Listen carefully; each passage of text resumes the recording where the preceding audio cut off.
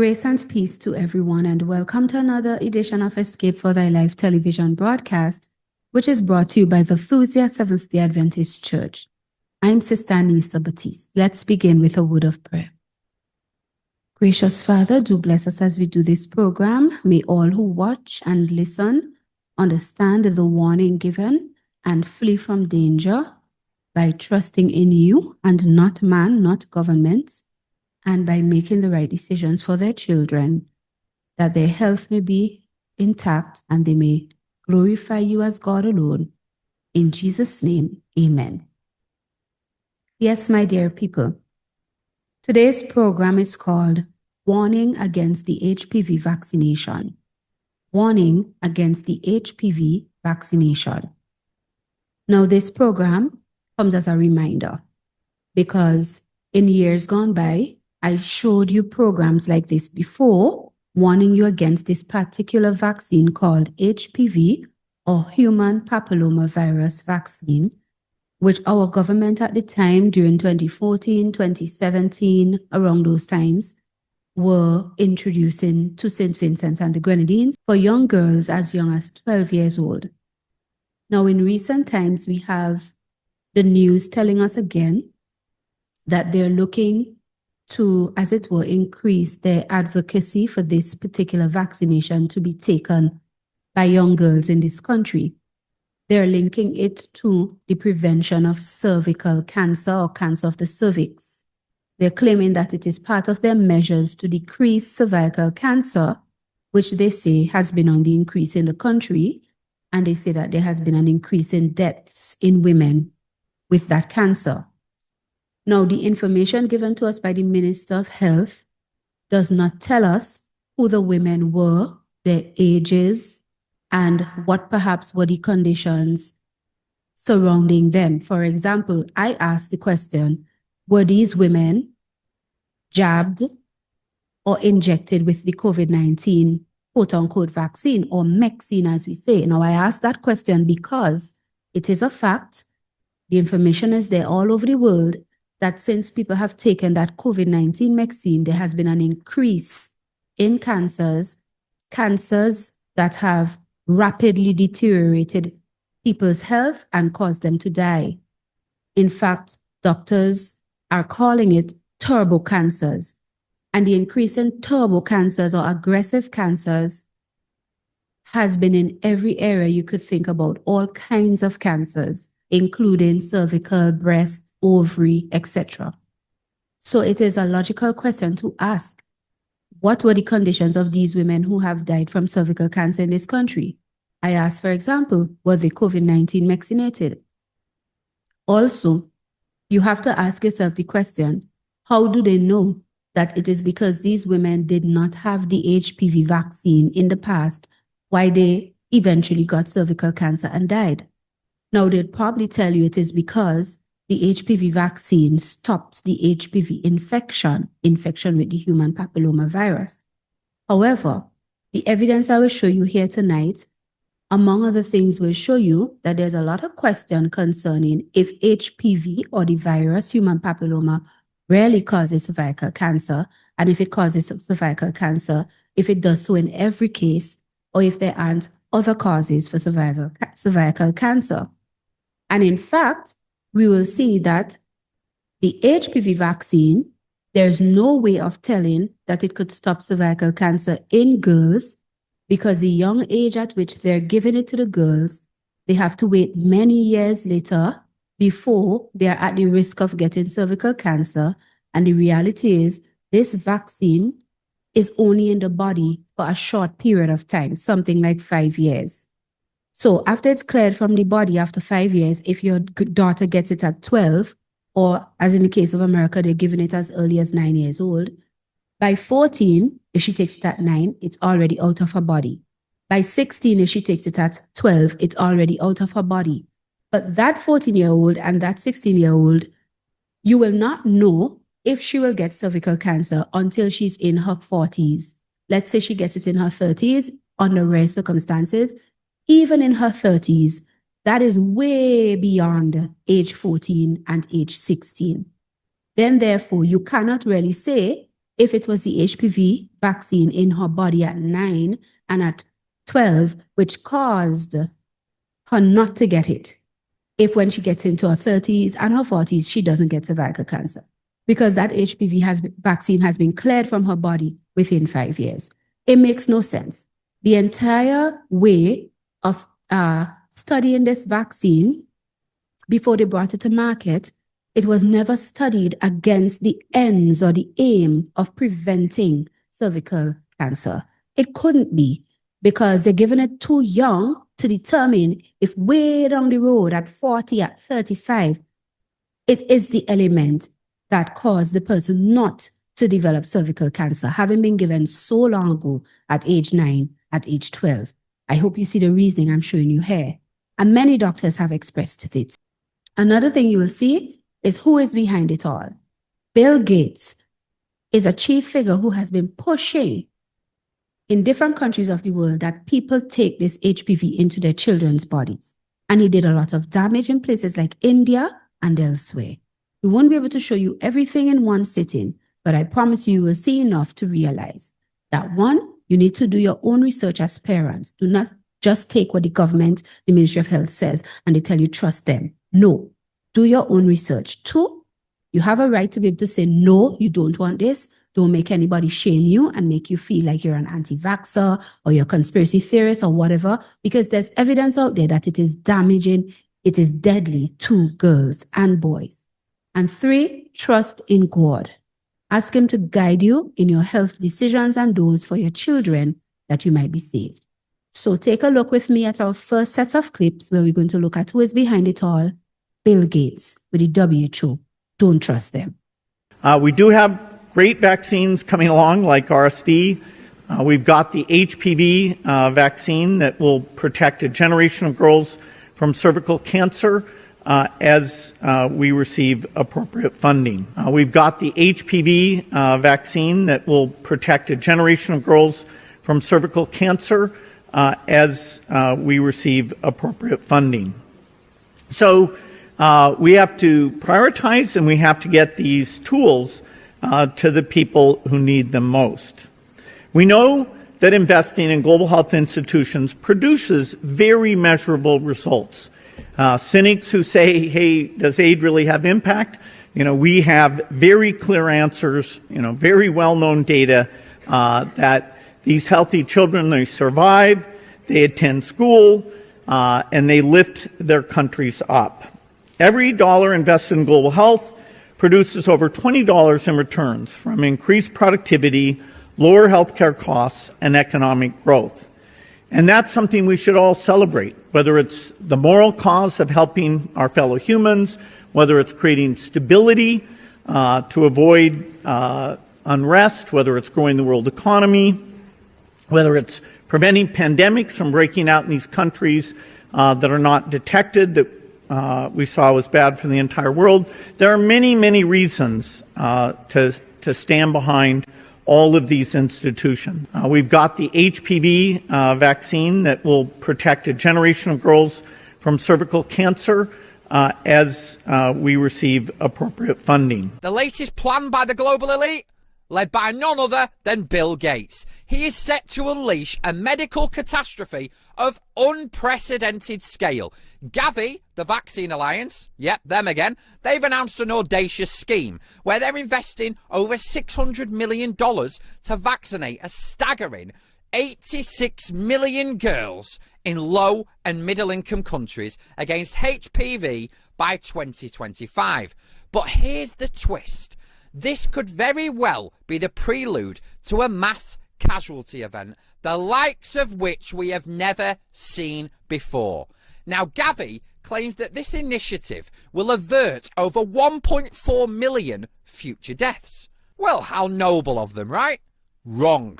Critics are up in arms, stating that the vaccine is going to wreak far more havoc than any good that it could possibly ever do. And here's the kicker. There's no concrete evidence at all whatsoever that this HPV vaccine actually works, does what it says on the tin, and prevents cancer. despite the loud claims by vaccine manufacturers and public health officials. And this doesn't stop the loud proclamations of vaccine makers and public health officials, but still, no studies at all conclusively show that this HPV vaccine that they're pushing even prevents cancer. What it does seem to excel at, however, my friends, is causing extremely serious side effects amongst young girls. But it gets much worse, far worse. A study published in Science Public Health Policy and the Law paints a grim picture. The adverse events profile of this HPV vaccine is an absolute horror story, far more dire than reported. We are talking about a severe adverse event rate of 6.5%. But wait for it, right? Because in real terms, let's just put this into perspective now. That's 65,000 devastating incidents per million women vaccinated. And the supposed benefits of this vaccine, practically non-existent. Nigeria, the latest African country to fall prey to this sick genocidal little game of theirs, has begun vaccinating 7.7 million girls in the largest single round of HPV vaccination in the whole of Africa. Gavi's funding this so-called humanitarian endeavour with the WHO, that's right, the World Health Organization, them bunch of fucking criminals, the UNICEF, that's right, UNICEF, another corrupt organisation to the very core, and many other shadowy partners, providing logistical and financial support, of course. They've trained over 35,000 health workers, setting up over 4,000 vaccination sites. Mobile units, yes, they are even being dispatched to remote communities. The reach of this campaign, I must say, is as impressive as it is fucking terrifying. But let's not forget Merck. Yeah, Merck, the producers of the HPV Gardasil vaccine. They have seen a 13% growth in Gardasil sales, raking in billions. Follow the money, folks. Billions have been made off a vaccine that could be ushering in a new wave of health crises. But here is the disturbing truth.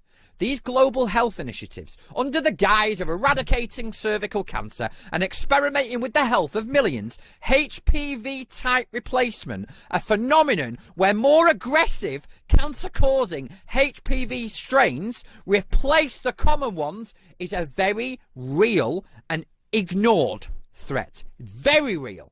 This could lead to a spike in cervical cancer rates involving yet more lethal cancers at younger ages. And you might think, surely, James, they must have done the research, mate. What are you talking about?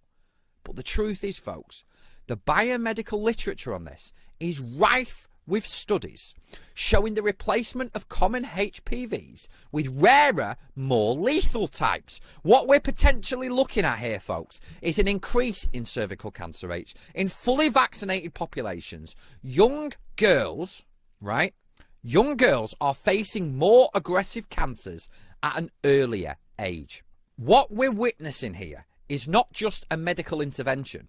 It is a global scale experiment with younger girls as the test subjects. The global elite with the billions and pharma connections are playing God with the health of the future generation. And for what? To line their pockets to control population health. It is time to wake up. This isn't just about a vaccine. It's about our rights, our health, and the future of our children. You need to stay vigilant and question everything. And just stop, please, letting the wool being pulled over your eyes. Indian tribal girls used as guinea pigs. The report alleges that two American pharma giants' untested vaccine was administered to thousands of tribal girls without proper study and paperwork. India was among the hardest hit after Bollywood celebrities were incentivized by the Gates Foundation to urge the public to submit to mass vaccinations. In 2009, tribal children were administered the HPV vaccine. Over 24,000 girls were told they were being given wellness shots, in many cases without the informed consent of a parent or guardian. The people that were administering these vaccines lied to the guardians of these girls and told the girls, oh, this is going to cure cancer, you're never going to have cancer. And these girls became severely injured. Some of them developed seizures, some of them developed cancer. And 7 girls died. And there was no insurance, there was no assistance for them. And the Gates Foundation denied that it had been clinical trials. And it was so bad that the parliament in India created a task force, they studied it, and they kicked out the Gates Foundation. But India is a barbaric country. Things happen here in a very barbaric way. But I was surprised to find an American organization operating in broad daylight, doing things in a very, very, let's say, Indian fashion. And so the route I took was that I want the whole procedure to be investigated. The Indian Parliament formed a committee, and it was to me a rather surprising move because you generally don't often have such a high-level inquiry into matters affecting poor people. And that was such an extraordinary report. I don't think Indian Parliament has ever come out with such a scathing report. And the government officials came up and said, we shouldn't have authorized this. We're sorry. We're not going to allow them again. And now they're back doing their same old tricks. Fast forward to the Gates Foundation, which most people don't realize was an undisclosed settlement between the U.S. Department of Justice and the Gates convicted felony antitrust violations, right? This was not, there was an allegation Microsoft did bad things. This is they were convicted of antitrust crimes. Quite mysteriously, the Gates Foundation just shows up and instantaneously starts laundering money into, are you ready for this? The World Health Organization. If you look at the financial statements, beginning with the Gates Foundation, when it was established, you start seeing an anomaly. It used to be that UN-associated organizations, and specifically the World Health Organization, had 2 line items for most countries. The country, through an organization like the State Department or through a line item budget, would allocate money to the World Health Organization. And then there's the corporation for the same country, and there's another allocation coming from there. But with Wellcome Trust, Rockefeller Foundation, and Gates Foundation, and the minor players like the Bloomberg Foundation and a couple others now, but mostly the top 3, suddenly we actually have the formation of what we called the Global Preparedness Monitoring Board. Well, who's sitting on that? Dr. Elias from the Gates Foundation, Anthony Fauci from NIAID, Jeremy Farr from the Wellcome Trust. I mean, this is a criminal conspiracy. And I'm not saying that from the standpoint of conspiracy theory. I'm saying that from the definition of what it means to be a criminal conspiracy. And so if you ask the question, which is a legitimate thing to do, was the FDA, was the CDC following orders from the WHO? The answer is asterisk, almost. But who were they really following orders from? And that's where you get into the nasty answer, which is the answer was that interlocking directorate, that violation of antitrust laws, that corporate machine, not health, not, we're out for the good of humanity. That corporate criminal conspiratorial organization that was guilty at the time of racketeering, was guilty at the time of interlocking directorates, all felonies, was guilty at the time of price fixing, another felony, which was guilty at the time of actually suppressing commercial alternatives, which is called market allocation, another felony. That criminal organization announced that it was going to take over the world, and they did. But we have to name the names. It wasn't just the World Health Organization. Anybody thinks that Tedros is smart enough to pull this off is delusional. He's a puppet. And there's a giant stick up his ass, which is what's making his mouth move. But who's moving the stick for the puppet? And that is Wellcome, Gates, and Rockefeller. By 2023, which is kind of where we are right now, Gates represents 88% of the donation to the World Health Organization from donor organizations and agencies. By any definition, that's a controlling interest. So is it independent? No. Is it the World Health Organization nonprofit in Switzerland? No. This even violates Swiss law. Everything I'm saying is a violation of Swiss law. If we think about how bizarre it is that we have essentially the extension of the Carnegie Foundation's eugenics office, which they put at Cold Spring Harbor Labs back in the early 1900s, the continuation of that with the explicit inclusion of that as an agenda in the 1950s when the World Health Organization gets off the ground. The ongoing nature of Bill Gates getting up and talking about how there's too many people on the earth, and Bloomberg and others getting up and saying we need to figure out how to control populations. In 2011, when we had the Decade of the Vaccines publication come out of the Global Preparedness Monitoring Board, we had a very explicit statement that said that if we have vaccinations where we need them, we will actually see potentially as much as a 20% reduction in the population on Earth. Those are not allegations, those are stated objectives. But moreover, we want you to see in this program that a lot of damage has been done to women and young girls, even boys, because they've given it to boys as well, claiming that it could stop the HPV infection, which they say is responsible for things like throat cancer, anal cancer, cancer of the penis as well in boys. So they've been giving it to boys in other countries of the world too. But among the things you will see here tonight is that, one, it caused a lot of damage in boys and girls, even deaths. Two, you will see at least one case of where a young woman took it and she ended up with the same cervical cancer that she was told it would prevent her from getting. And she knows it is from the vaccine because inside the vaccine that she was given is the same strains of the HPV, okay, the human papillomavirus, which they say causes cervical cancer, and which she tested negative for before she took the vaccine. But it ends up that she got tonsillitis cancer, cancer of her cervix, and when they removed the tissue and they tested the tissue had in the same strains of the human papillomavirus that was in the vaccine, that was not in her body before she took the vaccine, because she tested first. Now, back to the Gardasil vaccine. On May 18, 2016, the FDA held a meeting of the Vaccines and Related Biological Products Advisory Committee. That's a mouthful, the VRBPAC. I found the summary document on FDA.gov, and on page 13, I discovered some important data.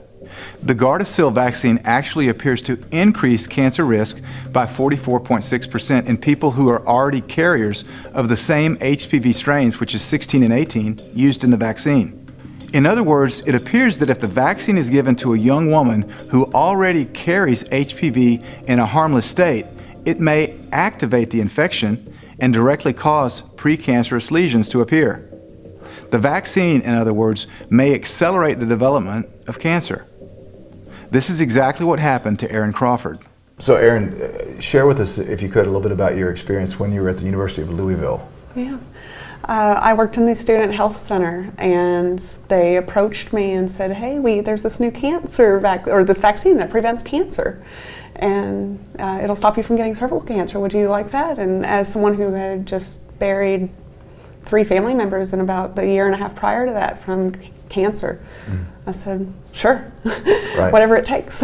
And so I got it from my desk and followed the nurse into the exam room and got a shot and went back to work for the rest of the day, and I think probably some classes in through there, and went back to my dorm that night, went to bed, woke up in the middle of the night that night vomiting. And that continued for a few days, and then extreme fatigue, muscle pain. My limbs felt like they weighed 1,000,000 pounds, and then they were too heavy to move, and it was just, I couldn't get out of bed. And then I had tonsillitis out of nowhere. I'd never had tonsillitis before, which is where my tonsils swelled up and closed my airway shut. I had to go to the hospital, and I think I was given a steroid injection and some antibiotics and all of this stuff, and then a couple weeks later it happened again. Okay. And the vomiting and the tiredness and the fatigue, it just never stopped after that point. So, and then this was immediately after the it was within about 12 hours. Okay. Yeah. So it didn't stop, it continued. It continued. When you went to the physicians, what did they tell you? What was causing this? Just some virus. you've just got some virus, you know. Okay. No connection to the fact that I just had some viruses injected into me. Did you let them know that you'd just been injected with the vaccine? They asked if there anything different and I said, no, well, I got this shot. Oh, that's not it. Yeah, that's not it. Okay. Yeah. They just kind of blew it off. Completely blew it off. And then about 6 months later, my menstrual cycle completely stopped, and I knew I wasn't pregnant. And so I went for some tests, and I found out that I had neuroendocrine carcinoma of the cervix, stage 3, so stage 3 cervical cancer. And that's the disease that the vaccine's supposed to prevent. That's the disease the vaccine is supposed to prevent. My tonsils would swell. I mean, you could see them out here. Mm-hmm. The lymph nodes up the back of my head were swollen. It looked like like some sort of dinosaur with bumps up the back of my head. Okay. So it definitely, whatever was going on was affecting my lymph system. Okay. And I just continued being sick.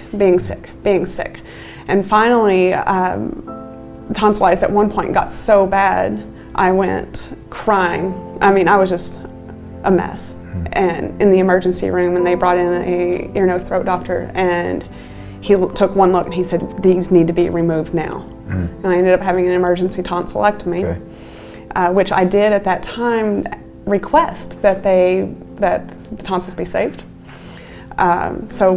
Saved and sent to a pathologist, which is where they tested positive for the 3 strains of HPV that are in Gardasil. When I had the last part of my cervix removed, I saved that just like I did with my tonsils and had it tested, and it tested positive for HPV 16 and 18, which I had actually tested negative to prior to getting the vaccine. And HPV 16 and 18 are in the vaccine. Mm. So I don't know how you can deny that. You got that except through the vaccine. Right. Yeah, I couldn't get out of bed. Mm. I almost failed out of school, almost lost my job, just because I couldn't make it to class. Mm. Walking to class, and U of L campus isn't that big, but walking to class, I would just get sick. I can't tell you how many times I threw up walking across the campus. Mm. You know, it was embarrassing. And it just continued, just the overall sickness, fatigue. And then at this point I was going in every 3 months to my OBGYN for checkups, tested positive again. Okay. At this point the rest of my cervix was removed and I was told I wouldn't have children, or I wouldn't be able to carry a child. They said you might be able to get pregnant, but carrying it without a cervix is it's questionable. So where were you at emotionally at that point? I was devastated. I've always wanted to be a mom, and not when I'm 20, but wanted that one day. Yeah. I wanted a family one day. Yeah. And then probably 4 or 5 months later, without even having a cervix, I tested positive again. And it was at this point and they said, okay, we've got to do radiation, we've got to do chemo, we've got to do this. And the one thing I did learn from when my family members had cancer was that they went downhill fast with radiation and chemo. They didn't get better. So you didn't want that? I didn't want that. And at this point, I'd been following everything the doctors had said. And at this point, I was only getting sicker. Right. So I said, no more. And my oncologist looked at me and said, you will die. Yes, my dear people, this is dangerous. Also, we want you to take a look at some of these stories of lives that have been affected, young girls and boys. Some of them even died, some by committing suicide because they didn't think they could bear the kind of life that the sickness from the HPV vaccine had caused in them. Unfortunately, we do not advocate suicide at all. It's not the way. God wants you to stay alive. But some people without hope, that's what they have done. Young people. But I will say that one of the memories that really stands out to me is the moment we pulled into Utah and Polly interviewed Colton Barrett and his mother. So tell us what happened to you. Well, Colton was a 13-year-old healthy, strong boy. He loved baseball, motorcycles, anything that has to do with an adrenaline rush. He was going to go to scout camp. After scout camp, you have to have a physical. So we went to the doctor's office, and the doctor says, hey, he's the age that you should get the HPV vaccine. I said, okay, how come? Well, it can help prevent cancer, and even if he's not promiscuous, he can still give it to his wife when he gets married. I said, oh, that sounds like a pretty good thing then. So he was administered the vaccine, and on the third round, 2 weeks after, he started having a really bad neck ache. The next day, he went motorcycle riding with his dad, and that day he came home, he was pale, starting to feel nauseous, really sore neck. He didn't feel good. He went to bed, and the next day I checked on him. He still didn't want to get out of bed. I just thought, man, you're just really weak and exhausted. And that evening, when he sat up to take a drink of water, he says, Mom, can you give that to me in my left hand? I can't use my right arm very good. It's weak. And he tried to lift up, and all of a sudden he just flopped back, and his head just hit the pillow, and I went, do you have spinal meningitis? You know, it was my first, really bad fear. So my husband took him in to Instacare Monday morning, February 17th, 2014, holding his head for him because he couldn't get out of bed. The paralysis just went down, down, down after the first 4 to 5 days, where he was completely paralyzed from the neck down, had no movement at all. Well, give me your eyebrows. You were doing them better than that the other night. There you go. Show me yes. Show me yes. Show me no. Yeah. But you have to have this breathing apparatus with you the whole time. Yeah. It's about 15 pounds, so I always have to have someone with me to carry it, to get around. It's a literal ball and chain for him. And the whole time, watching this box on his side with this hose going to his throat, breathing for him to, and then he could speak, waiting for that breath to come from that box.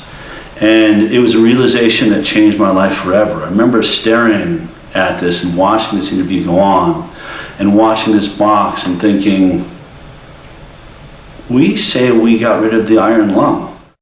His right arm is completely paralyzed. His left arm only has minimal function now. And he's lucky he's regained his legs and his core strength. So the people who gave you this vaccine, where are they now? What do they say? Our doctor is he's the doctor that delivered him. He's just a family practice doctor. I still like him. I am upset that he still wants to give the vaccine, but he will not give it to boys anymore. I think if there was one vaccine that should be eliminated out of the schedule immediately, and there would be absolutely no ramifications, no problems with diseases cropping up and people dying, that vaccine has to go. So tell us from your point of view. Well, it does suck, not being able to play sports anymore. Because I did do a lot of sports, and it was my favorite. You are awesome at sports, and there's just photos of you. Yeah, and I have to sit on the sideline, just watch everybody. But getting used to it, so it's not as bad anymore. The one thing about Colton is he does always smile, and he's an awesome kid that way. He doesn't complain. You're good, huh? Yeah, I guess.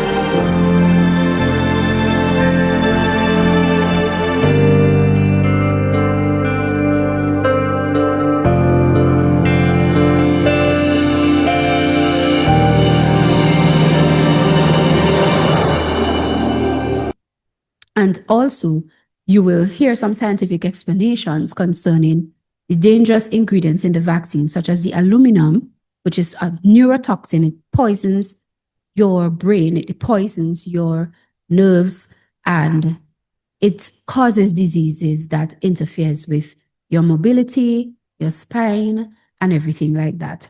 So please take care, listen, Share, tell a friend we are on, and be educated and help yourself.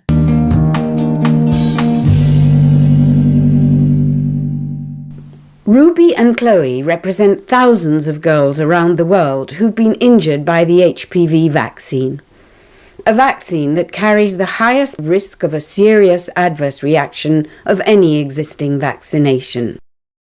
Most vaccinations, including the HPV vaccine, contain aluminium adjuvants. An adjuvant is an ingredient of a vaccine that helps create a stronger immune response in the patient's body.